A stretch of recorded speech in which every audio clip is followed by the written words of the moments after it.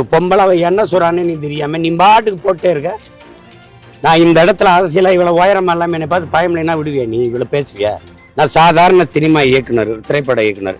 எனக்கு மார்க்கெட் இல்லை, ஒன்றும் இல்லை, படம் இல்லை. பேசுவாளா அவ பேசுவாளா, நீ பேசுவியா? வீரன்னா நேருக்கு நேர போடணும். பொம்பளைக்கு பின்னாடி போய் நீ பெரியாரை பத்தி நான் பேசுறேன், நீ பெரியாரை புகழ்ந்து பேசு. பெரியார் இதெல்லாம் செஞ்சிருக்கான்னு எடுத்து சொல்லி என்னை சரி பண்ணு. அவ தப்பா பேசுறா. பெரியார் பாருங்க இவ்வளவு சாதிச்சிருக்கான்னு சொல்ல ஒண்ணு இல்லை, அவனுக்கு ஒண்ணு இல்லை. அவனா இந்த அவதூறு, இந்த கேவலம், இந்த வாடகை வாயை வச்சு விசாரம் பண்ற ஒரு கூட்டத்தை வச்சிருக்க. அதை வச்சுக்கிட்டு பேச விட்டுக்கிட்டே இருக்கிறது. அவனுக்கு சம்பளம் மாசம். எங்க வீட்டில் இருக்கிற எல்லாருமே மிகச்சரியா இருப்பாங்க. எல்லாம் இன்னொருடைய வளர்ப்புகள். நீங்க சொன்னீங்கன்னா வாங்கன்னா வந்திருப்பாங்க. அடிச்சு இழுத்துருப்பாங்க. அதெல்லாம் ஓய்வு பெற்ற இராணுவ வீரர். அவர் ரொம்ப தங்கமானவர். அவர் பொதுவாக பார்க்கும்போது சாத்தானின் ஆட்சி நடக்குதா சட்டத்தின் ஆட்சி நடக்குதுன்னா உங்களுக்கு தெரியும். சட்டத்தின் ஆட்சி நடக்குதுன்னா அண்ணா பல்கலைக்கழகத்தில் ஐயா அறநிலைத்துறை அமைச்சருடைய கருத்து என்ன? கள்ளச்சாராயம் குடிச்சாங்க, விற்று 62 பேரை கொண்டுட்டாங்க, கைது பண்ணிங்க. 90 நாளில் வெளியில் வந்து மறுபடியும் சாராயம் காய்ச்சிருக்கான்ல. காய்ச்சிருக்கானா இல்லையா சொல்லுங்க? மறுபடியும் காய்ச்சிருக்காருல்ல. இது என்ன ஆட்சி? இதுதான் சட்டத்தின் ஆட்சியா இல்லை சாத்தான்களின் ஆட்சியா? நீங்கள் பார்த்தீங்க எத்தனை படுகொலைகள் நடு சாலையில் நிகழ்ந்துருக்குது. அது ஒன்றுமே இல்லை. அந்த சிசிடிவி கருவியில் பதிவானது தான். எல்லாம் பதிவாகி எவ்வளவு வந்துச்சுன்னு, எவ்வளவு கொலைகள் நடந்ததுன்னு தெரியும். எங்கே சட்டத்தின் ஆட்சி இருக்குதுங்க? இப்போ நீங்கள் நடந்துக்கிற விதம் எப்படி இருக்குது? விதம் எப்படி இருக்குன்னு சொல்லுங்க. எப்படி இருக்குன்னு சொல்லுங்க. விதம் எப்படி இருக்குன்னு சொல்லுங்க. விருப்பம் இல்லாமல் ஒரு பெண்ணை கடத்திட்டு போய் நீங்கள் வலுக்கட்டாயமாக புணர்ந்தாருன்னா, வன்புணர்வு வச்சாதான் அது குற்றம். நீங்கள் விரும்பி படுத்தா அதுக்கு பேர் என்ன? அதுக்கு பேர் என்ன சொல்லுங்க. நீங்கள் பார்த்து கொண்டிருப்பது மெய் டிவியின் முக்கிய செய்திகள். அதிகமாக குவிஞ்சிட்டு வரதா சொல்றாங்க. இல்லை, போன முறையும் இதை விட அதிகமாக, நாங்கள் போனதை விட அவங்க அதிகமாக குவிச்சிருந்தாங்க. அது வழக்கமாக குவிக்கிறது தான்.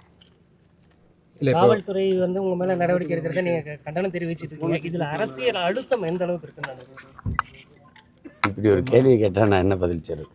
அரசியல் தான், அழுத்தம் தான், வேற அதில் ஒன்றும் இல்லை. இது ஒன்றுமே இல்லாத வழக்கு. இது இந்த வழக்கை நீதிமன்றத்துக்கு கொண்டு போனதே நான் தான். ரொம்ப நாளாக அது ஒரே துயரமாக இருக்குதுங்க, விசாரித்து முடிச்சு விடுங்கன்ட்டு. அவங்க திருப்பியும் ஒரு தடவை விசாரிங்கன்னு, அது உங்களுக்கு தெரியும் தானே.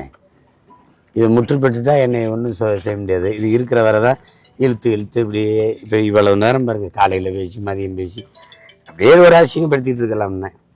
இது தொடர்பான கேள்வி அமைச்சர் சேகர் பாபு சொல்லும்போது, தமிழகத்தில் சட்டத்தின் ஆட்சி நடக்குது, சாத்தான்களின் ஆட்சி நடக்கல அப்படின்னு ஒரு பதில் சொல்லியிருக்காரு. இப்போ இதுலேருந்து பொதுவாக பார்க்கும்போது சாத்தானின் ஆட்சி நடக்குதா சட்டத்தின் ஆட்சி நடக்குதுன்னா உங்களுக்கு தெரிஞ்சிடும். சட்டத்தின் ஆட்சி நடக்குதுன்னா அண்ணா பல்கலைக்கழகத்தில் ஐயா அறநிலைத்துறை அமைச்சருடைய கருத்து என்ன? கள்ளச்சாராயம் குடிச்சாங்க, விற்று 62 பேரை கொண்டுட்டாங்க, கைது பண்ணிங்க. 90 நாளில் வெளியில் வந்து மறுபடியும் சாராயம் காய்ச்சிருக்கான்ல. காய்ச்சிருக்கானா இல்லையா சொல்லுங்க? மறுபடியும் காய்ச்சிருக்காருல்ல. இது என்ன ஆட்சி? இதுதான் சட்டத்தின் ஆட்சியா இல்லை சாத்தான்களின் ஆட்சியா? முதல்ல ஒரு ஒரு ஒரு ஒரு தடவை காய்ச்சி பல உயிர்களை பறி கொடுத்துட்டீங்க. 10 லட்சம் கொடுத்து சரி பண்ணீங்க. அப்புறம் அவன் திருப்பி வந்து அதே வேலையை செஞ்சிருக்கானே,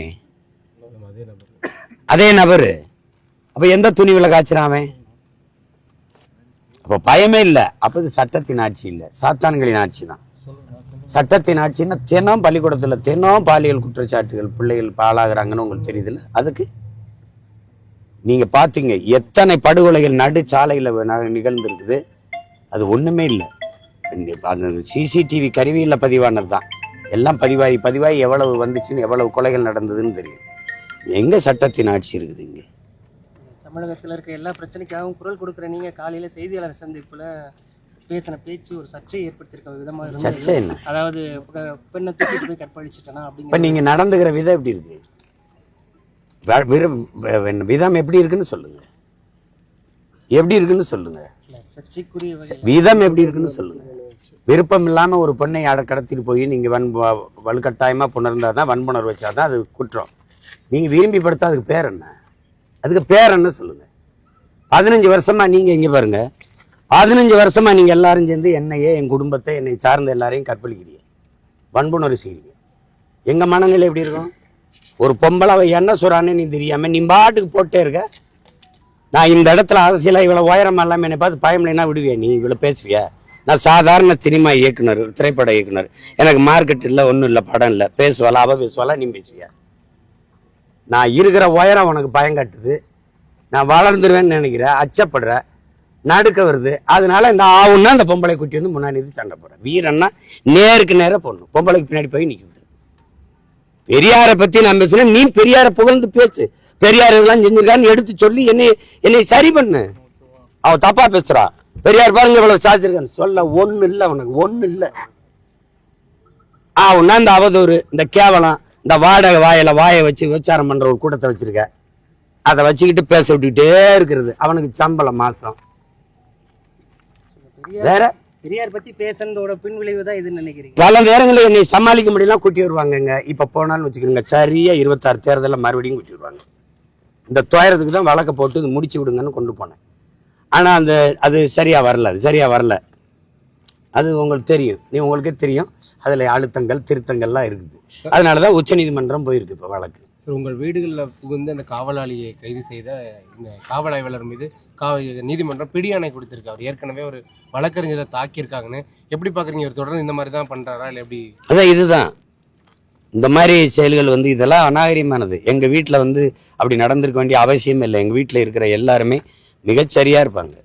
எல்லாம் இன்னொருடைய வளர்ப்புகள். நீங்க சொன்னீங்கன்னா வாங்கன்னா வந்திருப்பாங்க, அடிச்சு இழுத்துருப்பார். அதெல்லாம் ஓய்வு பெற்ற இராணுவ வீரர், அவர் ரொம்ப தங்கமானவர். அவர் அப்படி இல்லைன்னா என் வீட்டில் வந்து வேலை செய்ய முடியுமா? அவங்க ஒருத்தர் அவர் அதிர்ந்து கூட பேச மாட்டார். அப்படி ஒருத்தர் அவரை போய் அடிச்சு இழுத்துருப்பவர் வாங்கன்னா வந்து உட்கார்ந்துருப்பாரு. அவர் மீது வேற ஏதாவது நீதிமன்றம் மூலியமாவோ இல்லை மனித உரிமை ஆணையம் மூலியமா அவர் மீது ஏதாவது நம்ம சார்பாக ஏதாவது புகார், அதெல்லாம் அடுத்த கட்ட நடவடிக்கை? இதுவே எனக்கு வேலை இல்லை. உங்களுக்கு தெரியும், எனக்கு நிறைய வேலை இருக்குது.